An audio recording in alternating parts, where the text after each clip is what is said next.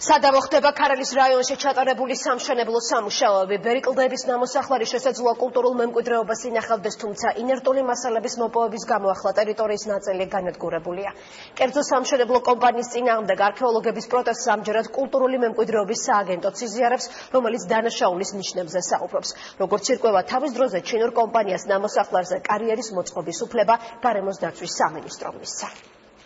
Angreule ყველაფერი და რაც გადარჩა იმას ვარჩევთ ახლა. ბერიკლდეების ნამოსახლარზე არქეოლოგები ახლა კულტურული მემკვიდრეობის გადარჩენას ცდილობენ. სამშენებლო კომპანიამ, რომელსაც აქ ინერტული მასალების კარიერი ჰქონდა მოწყობილი, ნამოსახლარის დიდი ნაწილი დააზიანა. რამდენიმე ყორღანი მთლიანად განადგურებულია. არქეოლოგები იულონ გაგოშიძის ხელმძღვანელობით ბერიკლდეების ნამოსახლარზე უკვე მეხუთე დღეა მუშაობენ. გავარკვიეთ, რომ იქ სულ ცოტა ორი განსხვავებული ძეგლი იყო. ერთი შუაბრინჯაოს ხანის სამარხი და მეორე ან სამარხი ან რაღაც კიდე სხვა, მხოლოდ ხალკოლითის ეპოქისა. ჩვენი ინსპექციის თანამშრომლები იყვნენ ადგილზე და გააფრთხილეს ეს კომპანია, რომ აქ არავითარი სამუშაოები არ უნდა დაწესებულიყო. გამოაგზავნეთ არქეოლოგები ჩვენ ბატონი იულონის ხელმძღვანელობით, რომლებიც სწავლობენ იმ გადარჩენილ ნაწილებს, რომელიც ფაქტიურად მისი ნაწილი დაზიანებული იყო. იულონ გაგოშიძე ბერიკლდეების ნამოსახლარის არქეოლოგიურ მნიშვნელობაზე ჯერ კიდევ იმ დასკვნაში საუბრობდა, რომელიც თბილისის სენაკი ლესელიძის ავტომაგისტრალის დაპროექტების დროს მოამზადა. ის კულტურის სამინისტროსაგან ამ ადგილას სამშენებლო სამუშაოების შეჩერებას კატეგორიულად მოითხოვდა. ამ ეტაპზე მშენებელი კომპანიის ჩაინა ნუკლეარ ინდუსტრიის წინააღმდეგ კულტურული მემკვიდრეობის დაცვის სააგენტოს წარმომადგენელთა განცხადებით სისხლის სამართლის საქმეა აღწრული. საფუძვლიანი ეჭვი როგორც კი უჩნდებათ სიძველესთან კავშირის აუცილებლად ვალდებული არიან რომ გააჩერონ სამუშაოები.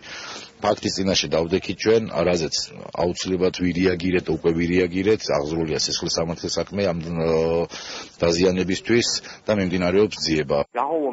საგამოძიებო უწყებები ამ დრომდე არ შექმნიანებიან. ჩვენ არ ვიცოდით თუ რომელიმე არქეოლოგიური ობიექტი იყო აღნიშნულ ადგილას. როდესაც ობიექტზე აღმოჩნდა არქეოლოგიური დეტალები, ჩვენ შევაჩერეთ მუშაობა. სავარაუდოდ აღნიშნულ ტერიტორიაზე მუშაობას არც მომავალში გავაგრძელებთ. წმინდათ ადგილს, სადაც არის სამეურნეო ორმო დაზიანებული, შეიმჩნევა მცირე ლაქა, ქვაყრილი, რომელიც ჩაყრილია ერთდროულად და მასთან ერთად ამოდის სხვადასხვა ნატეხები კერამიკის, რომელიც ადრეული არის, ეს არის დაახლოებით მე-3-4 წლეული ძველი წელთაღრიცხვამდე. ბერიკლდეების ნამოსახლარის ჩრდილოეთით გაიწმინდა დაახლოებით 4 მეტრის სიგანის ალიზის გალავანი და ცენტრში იდგა ასევე ალიზისავე ტაძარი.